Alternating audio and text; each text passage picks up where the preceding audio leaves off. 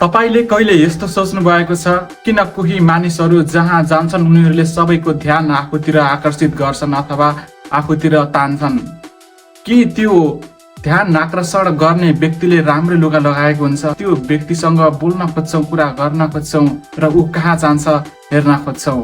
कि त्यो व्यक्तिले जादु गरिरहेको हुन्छ? साँचो कुरा के हो भने तपाईँ भित्र पनि त्यस्तो शक्ति छ।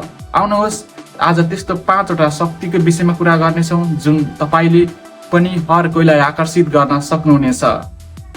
पहिलो कुरा हो आत्मविश्वास अर्थात् कन्फिडेन्स। यदि तपाईले आफूलाई मन पराउनुहुन्छ भने अरूले पनि तपाईलाई मन पराउन थाल्छन्। तपाईलाई थाहा छ कन्फिडेन्स भनेको यस्तो चिज हो जुन तपाईले मैले केही गर्छु र आफैलाई पनि तपाईले म राम्रो छु भनेर सोच्नुहुन्छ भने साँच्चै अरूले पनि तपाईलाई राम्रो देख्न थाल्छन्। यो युनिभर्सको एउटा ल हो।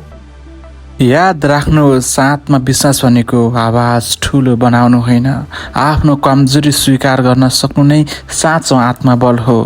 मानिसहरू त्यही सत्यता र स्थिरतिर तानिन्छन्। यदि तपाईले मैले कुनै खेल हो अर्थात् कसैलाई आकर्षित गरेर सोच्नुहुन्छ भने तपाईको त्यो आत्मबल हो अर्थात् कन्फिडेन्स हो। र नम्बर 2 मा रहेको छ आई कन्ट्याक्ट। भनिन्छ आँखाले धेरै कुराहरू बोल्छ। जब तपाईले कसैसँग आँखा जुदाएर अर्थात् नजर मिलाएर कुरा गर्नुहुन्छ त्यो एउटा विश्वास र इज्जतको संकेत हो।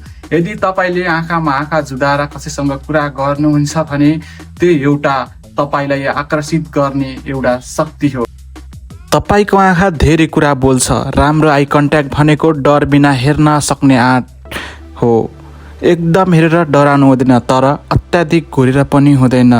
ब्यालेन्स चाहिन्छ। आँखा मार्फत तपाईँ आफैलाई म सुन्दैछु भन्न सक्नुहुन्छ र आई कन्ट्याक्ट यस्तो चिज हो जुन तपाईले हर कसैको मनलाई जित्न सक्नुहुन्छ र आई कन्ट्याक्ट गर्दा तपाईलाई अरूले विश्वास गर्न पनि छिटो सक्छन्। र नम्बर 3 मा रहेको छ सुन्न सक्ने शक्ति। आजको युगमा सबैजना बोल्न चाहन्छन् तर सुन्न कोही पनि चाहँदैन। तर तपाईले कसैको कुरा एकदमै ध्यान दिएर सुन्न सक्नुहुन्छ भने उसलाई तपाईले उसको कुरा बुझिरहनु भएको छ जस्तो महसुस गर्न सक्नुहुन्छ भने तपाईले हर कोहीलाई आकर्षित गर्न सक्नुहुन्छ। त्यसैले आजदेखि सुन्ने बानी बसाल्नुहोस्। ध्यान दिएर उसलाई यस्तो महसुस गराउनुहोस् कि तपाईले उसको कुरा बुझिराख्नु भएको छ, सुनिराख्नु भएको छ। मानिसहरूले आफ्नो कुरा अरूलाई सुनाउन अर्थात् भन्न चाहन्छन्। यदि उनीहरूले भनिरहेको कुरा तपाईले ध्यान दिएर राम्रोसँग सुन्न सक्ने क्षमता छ भने उनीहरूको नजरमा अर्थात् उनीहरूको अगाडि तपाईँ एउटा राम्रो मान्छे बन्न। नम्बर 4 मा रहेको छ पोजिटिभ एनर्जी अर्थात् ऊर्जा। सबैभन्दा तपाईको पोजिटिभ एनर्जी भयो भने यसको एकदमै बलियो पक्षले तपाईलाई ठुलो प्रभाव पार्न सक्छ। तपाईको पोजिटिभ एनर्जी भन्नाले तपाईको हिँडाइ, तपाईको हाउभाउ र तपाईको मुस्कान यो सबै हो। तपाईको एनर्जी तपाईँ जता जानुहुन्छ फैलिन्छ। पोजिटिभ एनर्जी कहिले गुम्दैन। हाँसिलो रहनुहोस्, आशावादी सोच राख्नुहोस् अनि हेर्नुहोस् मानिसहरू तपाईमा स्वाभाविक रूपमा आकर्षित हुन थाल्छन् र तपाईले यदि यसरी पोजिटिभ एनर्जी राख्नुभयो भने तपाईले अरू हर कसैको मन जित्न सक्नुहुन्छ। र नम्बर 5 मा रहेको छ सहानुभूति। अहिलेको संसारमा धेरै मान्छेहरू बुझ्दिने होइन सुन्ने साथी खोज्दैछन्।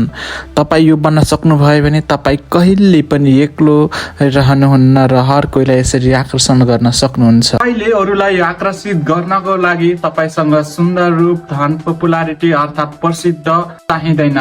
तपाईमा न्यानोपन, आत्मबल र सच्चा भावनाहरू भए पुग्छ। आजदेखि सुरु गर्नुहोस् आत्मविश्वासको साथ र आफूलाई विशेष सम्झिनुहोस् किनभने आकर्षण तपाईँ भित्रै छ। भनिन्छ जुन धेरै रगडिन्छ त्यही चम्किन्छ। भगवानले हरेक मान्छेलाई विशेष बनाउनु भएको छ। र यदि यो भिडियोले तपाईलाई केही सहयोग गर्यो भने र मन पर्यो भने कृपया एउटा लाइक, कमेन्ट र सेयर गर्न नबिर्सनुहोला। अब तपाईसँग हाम्रो भेट अर्को भिडियोमा हुनेछ। आजलाई म सोनु छुट्टिन्छु। नमस्ते।